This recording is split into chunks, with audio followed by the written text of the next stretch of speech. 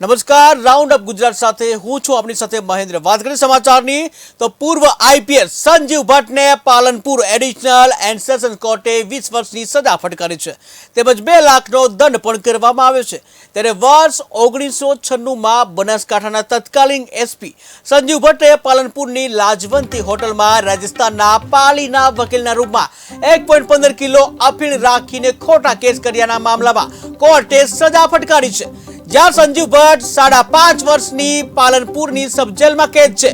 1996માં Sanjeev Bhatt Banaskantha SP હતા ત્યારે તેમની પાલીના એડવોકેટ સુમેરસિંહને 1.15 કિલો અફીણ કેસમાં ધરપકડ કરી હતી। આ ઘટના બાદ એડવોકેટ સુમેરસિંહે હાઈકોર્ટમાં ફરિયાદ કરી હતી। પાલીમાં એક પ્રોપર્ટી ખાલી કરાવવા માટે સંજીવ ભટ્ટે ડ્રગ્સ પ્લાન્ટનો કરીને ખોટો કેસ ઉભો કર્યો હોવાના આક્ષેપ થયા હતા। ત્યારે આ કેસમાં વર્ષ 2018માં સીઆઈડી ક્રાઇમે સંજીવ ભટ્ટની ધરપકડ કરી હતી। પૂર્વ આઈપીએસ સંજીવ ભટ્ટ જ્યારે બનાસકાંઠાના પોલીસ અધિક્ષક હતા ત્યારે તેમણે એક કેસમાં રાજસ્થાનના પાલી ખાતે રહેતા વકીલ સુમેરસિંહ રાજપુરોહિતની ધરપકડ કરી, જ્યાં પાલનપુરની એક હોટલમાંથી કરી હતી તેઓની ધરપકડ, જ્યાં પોલીસના તે સમયના રિપોર્ટ અનુસાર રાજપુરોહિતના રૂમમાંથી 1.15 કિલો અફીણ મળી આવ્યું હતું। આ દરમિયાન પોલીસે કરેલી ઓળખ પરેડમાં સ્થાનિક હોટલ માલિક રાજપુરોહિતને ઓળખી શક્યા નહોતા। આ બાદ પોલીસે તત્કાલીન તેમજ ડિસ્ચાર્જ માટેના ખાસ કોર્ટમાં રિપોર્ટ મૂક્યા હતા અને આ રિપોર્ટને કોર્ટે 1 અઠવાડિયા બાદ મંજૂર રાખ્યો હતો। આ ઘટના બાદ બનાવ વખતે તેઓ ગુજરાત હાઈકોર્ટના જસ્ટિસ રહેલા જસ્ટિસ આર જૈન વિરુદ્ધ રાજસ્થાનના પાલીમાં ફરિયાદ નોંધાવી હતી। રાજપુરોહિતનો આરોપ હતો કે પાલી ખાતેની જસ્ટિસની બહેનની દુકાન ખાલી કરાવવા બનાસકાંઠા પોલીસે તેનું અપહરણ કર્યું હતું। આ બનાવ વખતે સંજીવ ભટ્ટ બનાસકાંઠાના પોલીસ એસપી હતા। બાદ રાજસ્થાન પોલીસે આ કેસમાં તપાસ કરતા જસ્ટિસ જૈન, સંજીવ ભટ્ટ અને અન્ય લોકોના કોલ રેકોર્ડ તપાસ્યા હતા।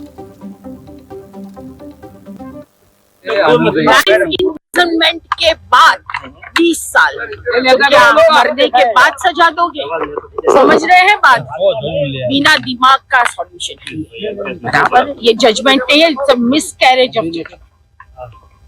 और सर है, फोर्स के आदमी है, बहादुरी से ऑनेस्ट, एकदम ऑनेस्ट ऑफिसर की तरह उन्होंने फर्ज निभाई है आज तक। उनको अभी भी थोड़ा भरोसा है जुडिशरी पर, मगर मैं एज अ वाइफ मुझे जुडिशरी पर से भरोसा उठ रहा है, बहुत उठ रहा है। रोज मैं ट्राई करती हूँ, रोज सुबह उठती हूँ और ट्राई करती हूँ कि मेरा भरोसा ना टूटे। कोई तो होगा जो ईमानदारी से जजमेंट देगा। मुद्दा आधारित साव खोटी है। एक કે આ કોર્ટે લગભગ અનુમાનો ઉપર આધાર રાખેલ છે। અફીણ ખરીદ્યું છે એ અંગેનો કોઈ પુરાવો નથી કે અફીણ ખરીદેલું અફીણ છે।